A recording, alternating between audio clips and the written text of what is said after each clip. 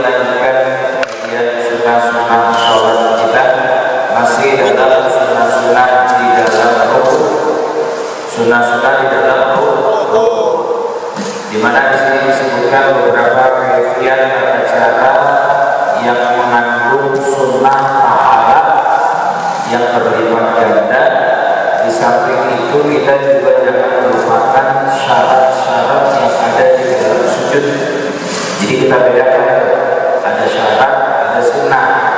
Kalau sunnah dikerjakan nggak apa-apa, tapi kalau syarat nggak dikerjakan bisa batal daripada sholatnya. Di antara syarat daripada rukun itu adalah menyempurnakan rukun sebelumnya. Rukun sebelum rukun apa kira-kira? Rukun sebelum rukun kira-kira bukan berdiri, setelah berdiri apa? Baca surat Al-Fatihah. Jadi Fatihah itu diselesaikan dulu dengan baik dan benar. Kalau sudah, baru nanti beranjak ke rukun. Nggak boleh Fatihah itu belum sempurna, belum selesai, belum baik, lalu dia beranjak kepada rukun. Kemudian syarat rukun yang lain adalah ayat sidahu. Dia sengaja benar-benar untuk rukun. Tidak ada faktor yang mendorong yang lain untuk dia menjadikan itu contoh. Ketika dia didorong oleh seseorang, padahal niatnya rukun, Fatihah selesai, lalu sekalian dia jadikan rukun, itu nggak bisa. Atau dia Fatihah selesai, baca surat sudah selesai, ketiban pelajar, ketiban bos kalian aja rukun itu. Karena posisi kita adalah membungkuk saat itu ketiban sesuatu, ya, lalu dia jadikan rukun, itu nggak bisa. Ulang lagi dia jadi dulu baru dia rukun. Jadi memang benar-benar qasad, bertujuan untuk rukun. Atau awalnya dia membaca ayat sajadah, atau dia baca ayat sajadah, niatnya pengen sujud, tapi nggak jadi, malah dia jadi rukun, itu juga nggak bisa. Pas sujud dia mau sujud niatnya dia, nggak jadi, malah dia jadikan rukun, nah itu nggak bisa. Ya, tidak boleh. Kemudian ketika dia menjadi makmum misalnya, banyak sih contohnya. Dia menjadi makmum, kedengaran suara imam sudah takbir. Kedengaran suara imam sudah takbir. Kemudian dia mau rukuk, ternyata imam belum takbir. Dia balik lagi, itu juga bisa. Ya, hati-hati. Lalu gimana Ustaz? Rukuk aja, lanjutin, nunggu di imam. Ya, lanjutin imam rukuk. Kemudian syarat rukuk yang berikutnya adalah tumanina. Ya, tumanina. Berhenti sejenak dengan ukuran subhanallah. Jadi jangan terlalu cepat dia rukuk. Minimal Allahu Akbar, subhanallah, baru dia boleh intikan. Nah, ini di sini sunnah-sunnah. Tadi syarat-syaratnya. Ini sunnah-sunnahnya. Kemarin sudah dijelaskan sedikit mengulang. Yang pertama tafriqul asabi', merengkangkan daripada jari-jari kita ketika posisi menempel di lutut kita. Ayyakuna tafriq wasatah, merengkangkannya hanya setengah saja, maksudnya sewajarnya, tidak terlalu lebar, tidak juga dihempitkan seperti ini makmum. Jadi seperti biasa. Antakuna mansurah, dalam keadaan terhampar, tidak dalam keadaan begini. Jadi posisi tangan kita kalau begini, ini biasa, hamparkan. Antujafiyah mirfaqaika, ini yang penting, menjauhkan kedua mirfaq, apa ini, lutut kita dari sisi kanan kiri kita, jambaika. Wal mar'ah, untuk perempuan justru tadummu ba'daha ila ba'din, justru dirapatkan. Kalau laki-laki dijauhkan. Jadi mirfaq ini jangan sampai menempel di apa namanya sisi bagian dari kanan kita. Ini laki-laki rukuknya bukan begini Mas, tapi seperti ini, jauh kan? Jauh nih seperti ini posisinya. Ini mirfaq dijauh. Jadi nggak begini Mas. Iya. Ya. Cantik kamu kalau punya begitu lagi. Kalau perempuan ya memang justru dirapatkan. Nanti sampai juga dalam sujud. Yuhalli di jabhatihi mawdi'a sujud, sejajar jabhahnya dengan tempat sujudnya. Jadi nggak panjang-panjang begitu. Itu malah inhinas namanya. Inhinas bisa jadi haram. Inhinas itu mengedepankan shoulders, dada, dan mengangkat kepala. Posisi kepala gimana? Tidak menunduk, tidak diangkat. Sejajar tengkuk, kepala, sama punggung gitu. Jadi sejajar tengkuk, kepala. Ya. Kalau kepalanya botol gimana? Ya agak naik. Kepalanya botol naik. Ya ada di bagi koordinasi. Kemudian membaca Subhana Rabbiyal Azim. Dalam riwayat Subhana Rabbiyal Azim diriwayatkan dari Sayyidina Uqbah bin Amir, maka Rasulullah SAW idza raka'a, apabila beliau ruku, fayaqul, maka beliau membaca Subhana Rabbiyal Azim.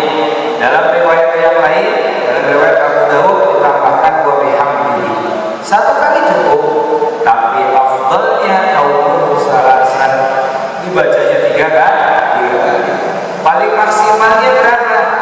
Sampai 11 bagi imam. Ini kalau imam yang direstui, diridhoi oleh makmum. Tapi kalau nggak direstui, nggak diridhoi, nggak biasa panjang, atau imam rukunya bacanya Subhanallahil Azimnya ke 11 kali. Nah ini bisa jadi makruh nanti. Pertanyaan kesian itu makmumnya lama banget. Paling makmumnya gini-gini naik turun gitu aja. Ya. Jadi paling afdalnya 3, 1 kali cukup. Kemudian paling maksimalnya 11 ini kalau kita mau sholat sendiri boleh ya, tapi kalau jadi imam tidak. Jadi makmum gimana? Sedapatnya makmum. 1 kali udah cukup ya, 2 kali nggak ada riwayat, tapi kalau 3 kali afdal. Ayyasi dan munfarid wal imam man ma'a ila khamsin, boleh menambah orang yang sholat sendiri dan imam yang disetujui itu sampai kepada 5, tis'in 9, wa ashrin 10, fa 11, bahkan sampai 11. Ya, bahkan bacaan Subhanallahil Azim wa bihamdihi itu sampai 11. Wa ayyazida aidan, ditambahkan lagi Subhanallahumma rabbana wa bihamdika Allahumma ighfirli subuhul qudus rabbul malaikati war ruh. Doa boleh. Ya, karena rukun ini termasuk rukun yang qawil, rukun yang boleh dipanjangkan sepanjang-panjangnya. Ente rukun dari isya bangun badan sampai subuh juga apa-apa udah. Itu ibadahnya malaikat kayak gitu. Ya, malaikat tadi diperintahkan rukun ya rukun aja udah. Enggak angkat kepalanya. Diperintahkan sujud ya sujud. Rukun dan sujud ini termasuk ya rukun yang panjang.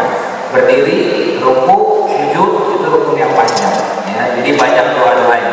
Ada juga riwayat ya di dalam khabar sahihain, hadis dari Bukhari dan Muslim dari Sayyidah Aisyah, karena Rasulullah sallallahu alaihi wasallam yaksiru ayyakuna fi ruku'ihi wa sujudihi, membanyak-banyak membaca dalam ruku dan sujudnya Subhanallahumma rabbana wa bihamdika Allahumma ighfirli. Ya, ini yang dibaca oleh orang-orang Muhammadiyah. Atau subuhul qudus rabbul malaikati war ruh. Ini seperti zikir kita selepas sholat witir. Subuhul qudus rabbul malaikati war ruh. Kemudian ditambahkan lagi doa Allahumma laka raka'tu wa bika amantu wa laka aslamtu. Ini jangan wa bika amantu wa ala rizqika afdal. Itu bukan puasa. Subhana Allahumma laka raka'tu wa bika amantu wa laka aslamtu khasha'a laka sam'i wa basari wa mukhi wa aqli wa asari. Rawahu Muslim, hadis sahih. Oh, kalau udah fadilah hadis sahih buat banget. Hadis sahih aja masih boleh, apalagi hadisnya sahih. Kemudian ditambahkan lagi riwayat Subhanallahil jabarut wal malakut wal kibriya wal 'azamah, karena memang tempatnya untuk kita mengagungkan Allah, menyucikan Allah di ruku dan sujud. Subhanallahil jabarut, maha suci Allah yang memiliki alam jabarut, wal malakut dan alam malakut, wal kibriya dan kesombongan, wal 'azamah dan keagungan kebesaran. Masyaallah, ini udah milik Allah Subhanahu wa ta'ala. Nah, hamba gak ada apa-apanya kalau berbaca ini, kalau diresapi. Itu dari Sayyidina Auf bin Malik al-Asja'i. Summa raka'a bi qadri qiyamihi yaqulu fi ruku'ihi subhanallahil jabarut wal malakut wal kibriya wal 'azamah. Kenapa bacaannya banyak? Nabi sallallahu alaihi wasallam ada doa yang tadi dibaca doa ini doa itu, karena berdirinya juga lama. Jadi prinsipnya tuh rumusnya kalau sholat ikuti Rasulullah SAW, kadar rukuknya itu mengikuti kadar daripada berdirinya. Kalau berdirinya baca 50 ayat dalam surat Al-Baqarah, maka rukuknya juga seukuran membaca Al-Baqarah 50 ayat. Itu Rasulullah SAW. Kalau kita kan nggak timpang, ya kadang berdirinya panjang bacanya, ya waduh rukuknya cuma subhanallahil azim, sampai Allah yang sebentar doang. Ya, jadi disetarakan dengan Quran yang dibaca tadi, walaupun sunnah. Ya, setelah Fatihah kita baca ayat apa? Ya, ayatnya misalnya berapa ayat? Ya udah seukuran itu kayak begitu sunnahnya. Kemudian doa fi ruku, doa-doa di dalam ruku, karena Rasulullah banyak ya menjadikan dalam rukunya itu berdoa. Antakuna doa bid'awatil maksirah. Pertanyaan, boleh nggak doa yang lain bisa? Ya, sunnahnya doa yang sudah maksur, doa yang sudah dibaca oleh Rasulullah SAW.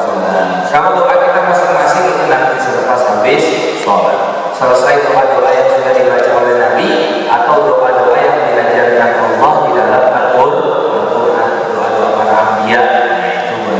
Kemudian ayat al-qira'atul farid mutlaqan wa imamu man marad dakhila ila shalat yaqtadi. Ini berkaitan dengan imam. Bagi orang yang munfarid dulu. Orang yang munfarid ini apa? Salat sendiri.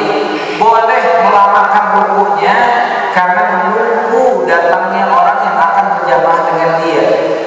Ada dua orang, putih sama Fajar misalnya. Fajar masih lama banget di kamar mandi, udah putih sholat duluan dah. Yang karena nyusul ya, putih sholat duluan, Allahu Akbar, kemudian baca Fatihah, baca surat, kemudian ruku.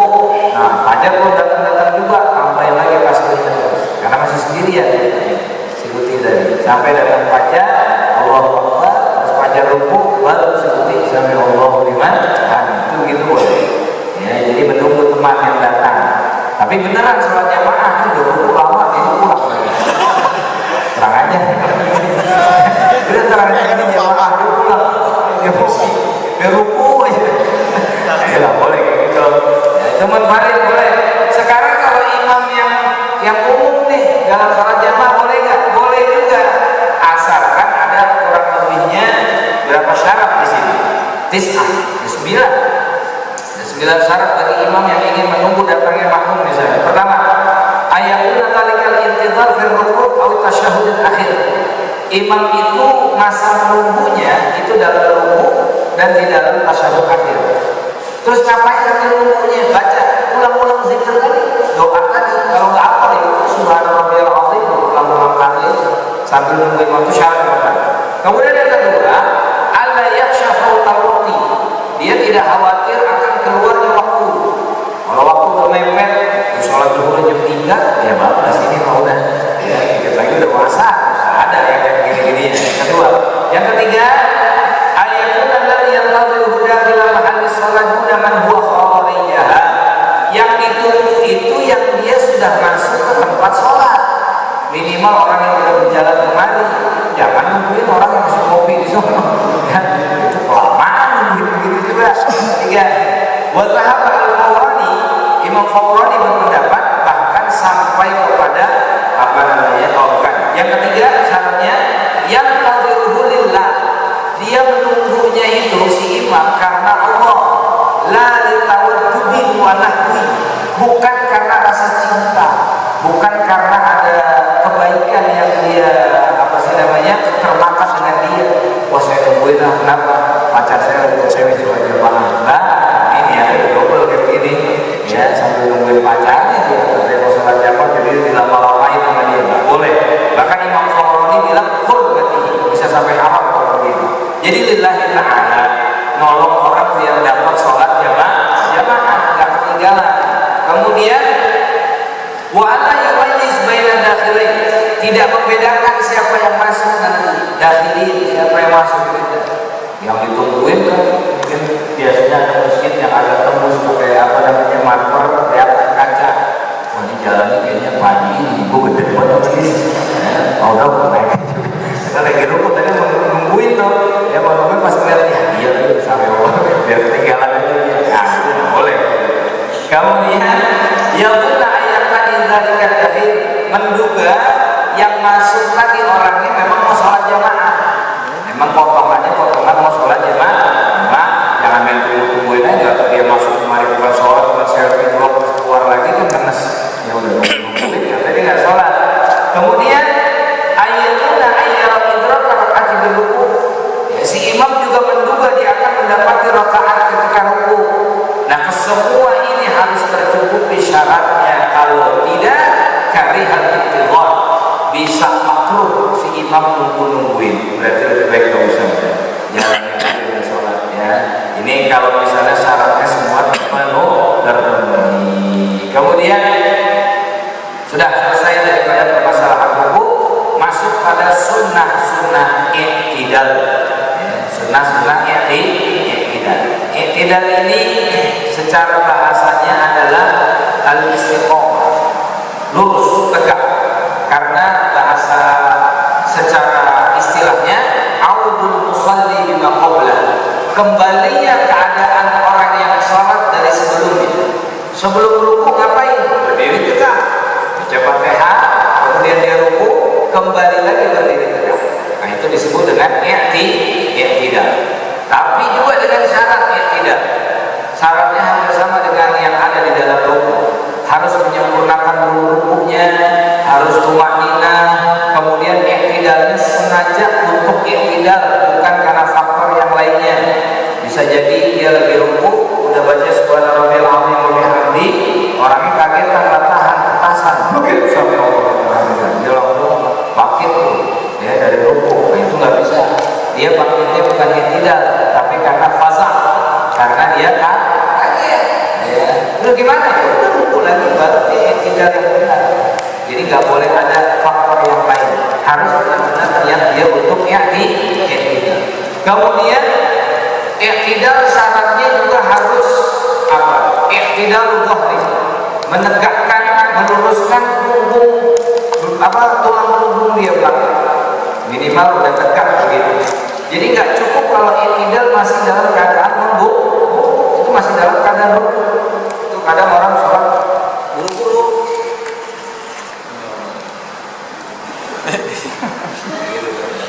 masih kayak gitu tuh, sami Allahnya masih begini, itu belum cukup syaratnya tidak.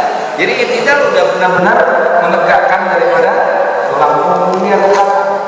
Beda halnya kalau yang sakit, encok, malah encok waktu bisa begini ya, itu nggak apa-apa. Tapi kalau yang biasa, udah ya, wajib dia ditegakkan, itu syarat i'tidal. Ya, jadi jangan masih dalam keadaan membungkuk. Sunnah i'tidal yang pertama raf'ul yadain, mengangkat kedua tangan. Ya, kalau nggak ngangkat gimana? Nah, yang penting yang dituntut punggungnya dia, badan dia kembali tegak, itu saja. Tangannya nggak usah angkat, nggak apa, tapi nggak sunnah. Sunnahnya mengangkat tangan. Seukuran mana mengangkat tangan? Kembali pada pembahasan takbiratul ihram. Ada 3 riwayat. Sejajar dengan telinga, sejajar dengan pundak, ya, sejajar dengan apalagi dengan telinganya. Ya, di sini syahmatul udhun seperti itu. Kemudian ayyakuna raf'uhuma ma'ibtida'i raf'ir ra'si, mengangkat tangannya dengan bersamaan dari mengangkat kepalanya. Jadi ketika dia mulai mengangkat kepala sami Allah liman hamidah, di situ tangannya sudah berjalan ingin yabtadi ayyarfa, memulai untuk mengangkat. Kalau kebanyakan kita ya nggak ribet mempraktikkan ini, karena udah terbiasa kita mengangkat badan dulu baru kita mengangkat tangan. Kalau sunnahnya berbareng ayyam tadi raf'ir ra'si dengan yakuna raf'uhu. Kemudian istimrarul raf'i ila intihaihi, apa di sini maknanya? Yastamir bi raf'i yadayhi inda al-i'tidal ila an yantahiya min raf'i ra'si, terus mengangkat tangan sampai kepala itu terangkat dari ruku, wa huwa istawuhu qa'iman, ketika dia sudah tegak berdiri. Ayyakuna raf'uhuma bi hay'atiha as-sabiqah fi tahrim, mengangkat tangannya dengan kaifiat yang sudah dipelajari dalam takbiratul ihram. Kemudian alla yulsiqahuma bi jambayhi ba'da irsalihima, tidak menempelkan kedua minar rafi, setelah dikembalikan dari mengangkat tangan. Nah, berarti gimana? Berarti di sini yang berpendapat habis sami'allahu liman hamidah dia langsung bersedekap lagi. Jadi ada dua memang. Tapi kalau kita justru mengembalikan biasa.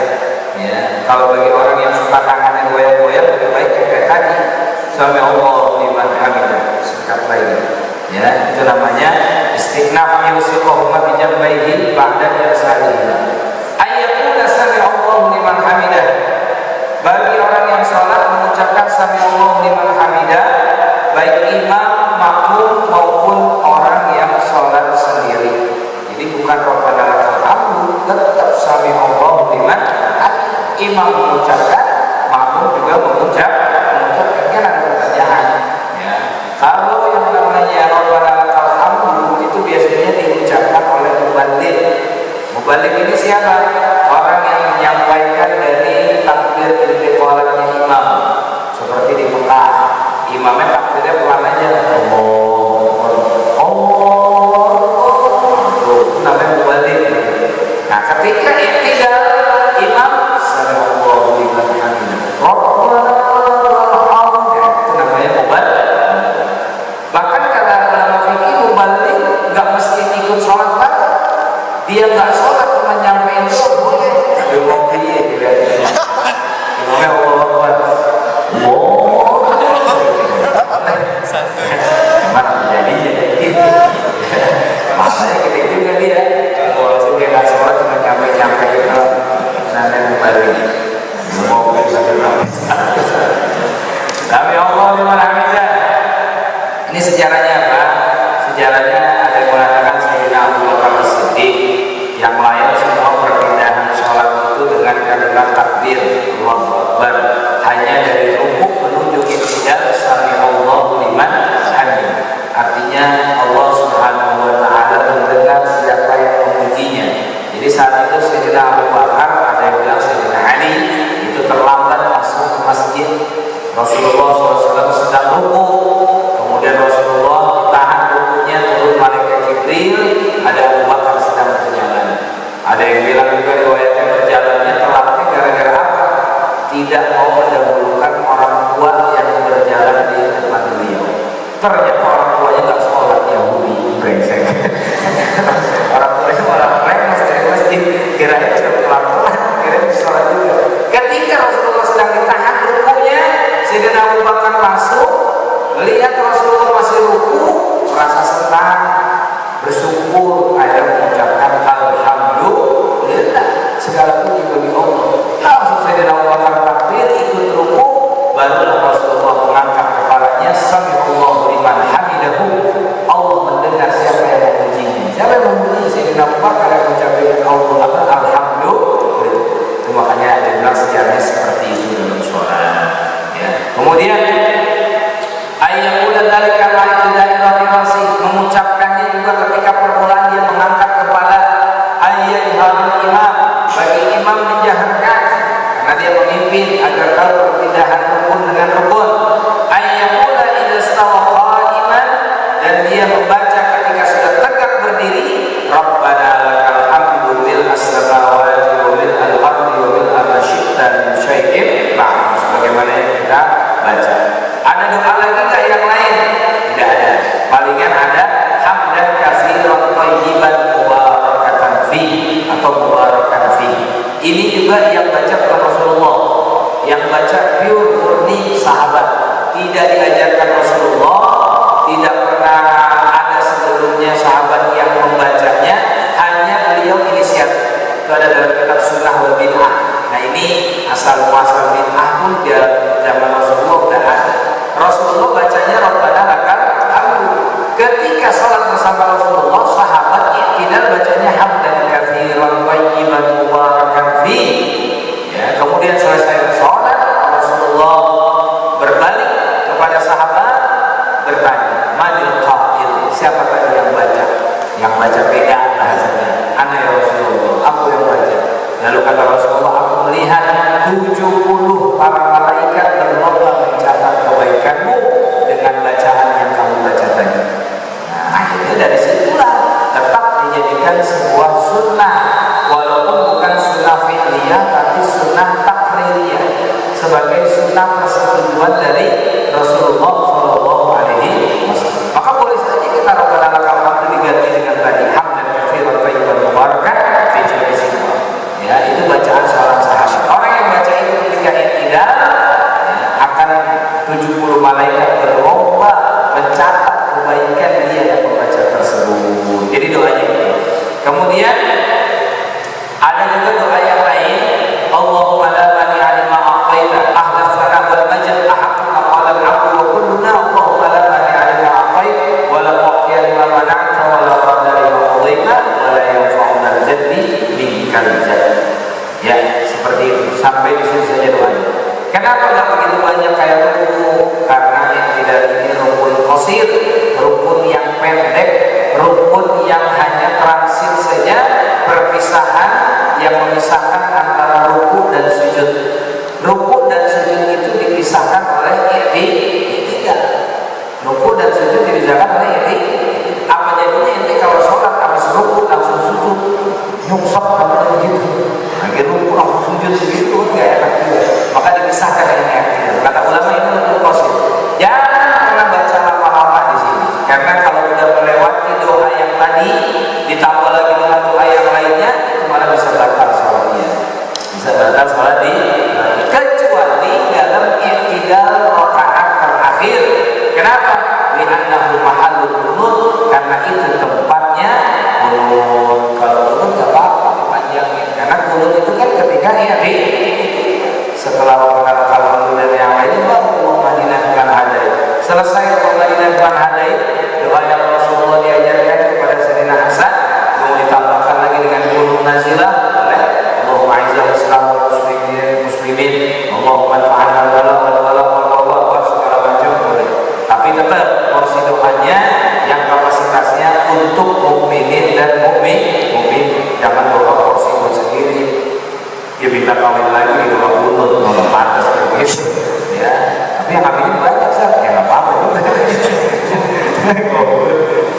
Kemudian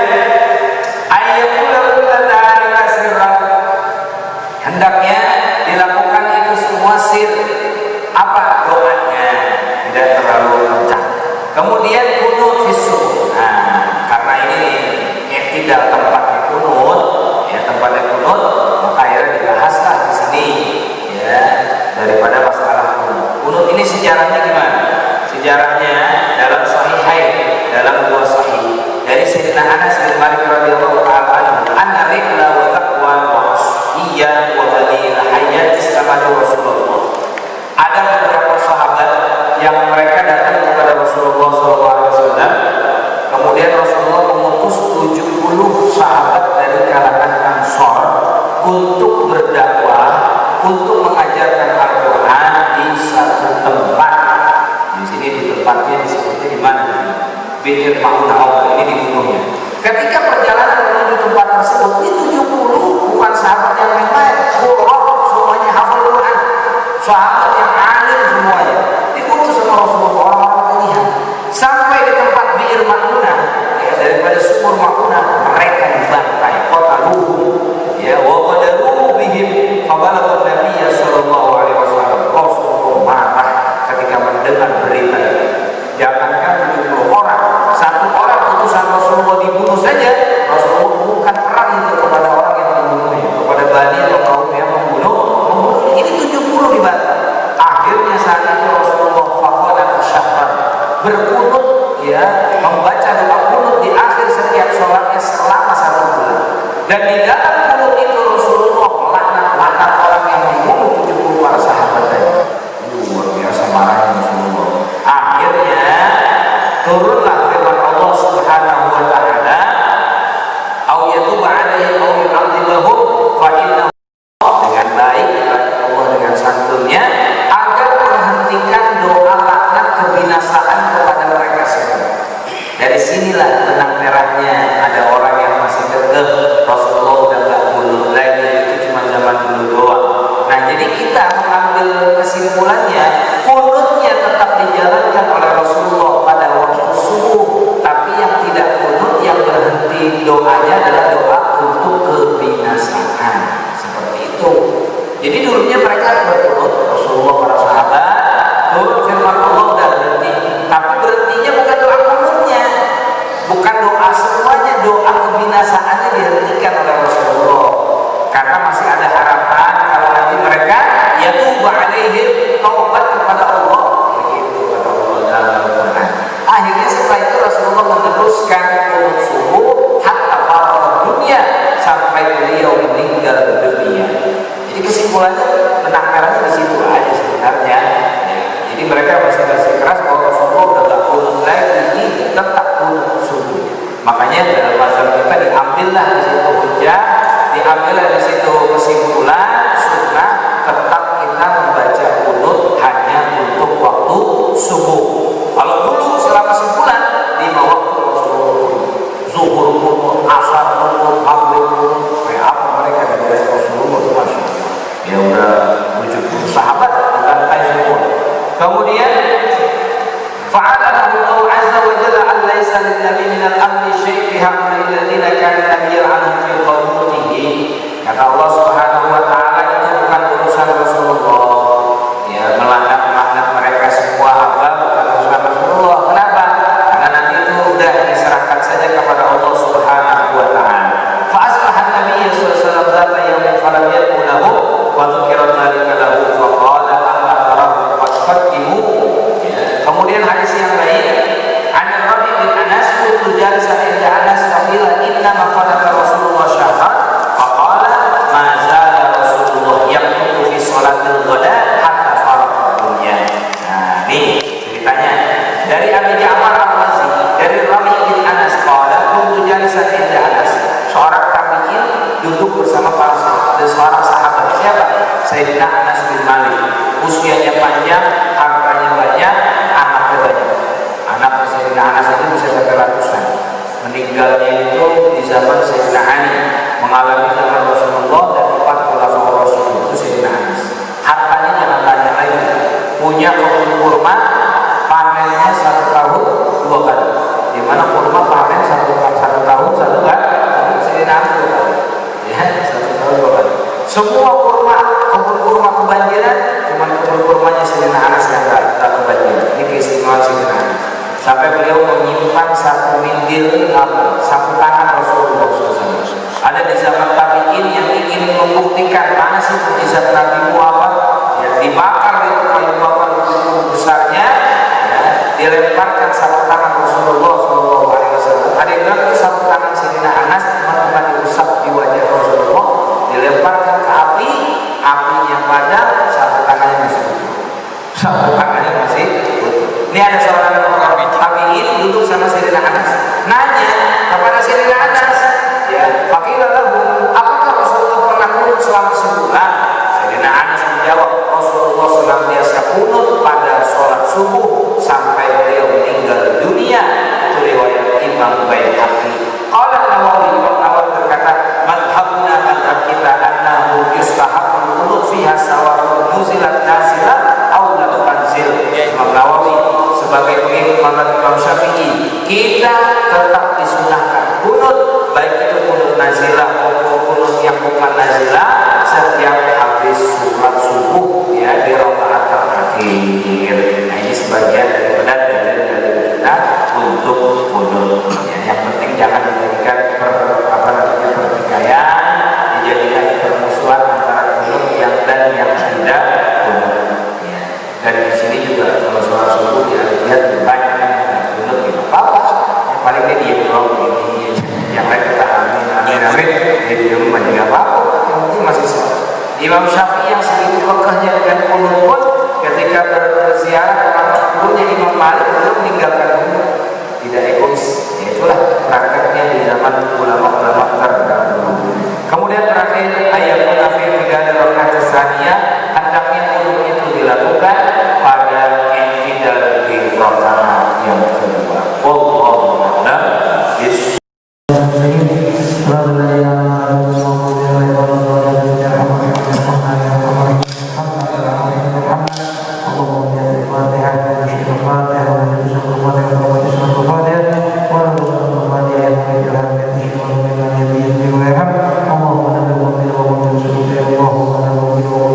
Allahumma